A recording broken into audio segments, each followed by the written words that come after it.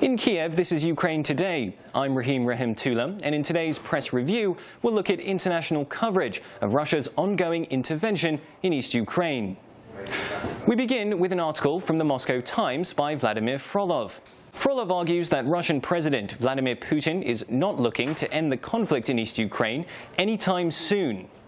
He believes that Moscow's interest is in, quote, forcing Kiev to integrate the separatist Donetsk and Lugansk republics as special status regions in a federalized Ukraine.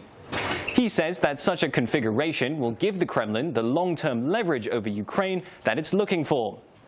But Frolov ends with the prediction that Russia will not be successful, saying, Putin looks bent on winning ugly in Ukraine regardless of the cost, but he is about to lose the plot. Next, we turn to Bloomberg, which carries a piece from Mark Champion.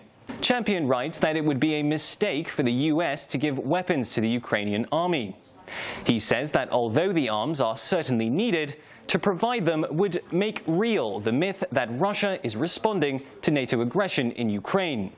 Furthermore, he argues that Ukrainians need Soviet-designed arms which they already know how to use. He believes that, quote, a cycle of military escalation would almost certainly follow any major injection of lethal US weaponry. Finally, we turn to the London-based Financial Times, where John Thornhill writes that it is time for Ukraine and the West to cut a deal with Russia. He says that although sanctions imposed on Moscow were, quote, a necessary punishment, they have proved an ineffective deterrent. He does believe, however, that the measures have given the West some leverage over the Kremlin.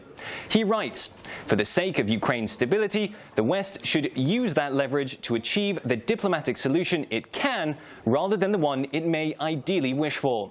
And so we've seen three different takes on the conflict in East Ukraine.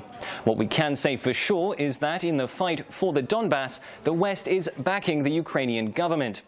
But how will that support now manifest itself? With American weapons seemingly off the table, the US and EU could pursue more sanctions against Russia.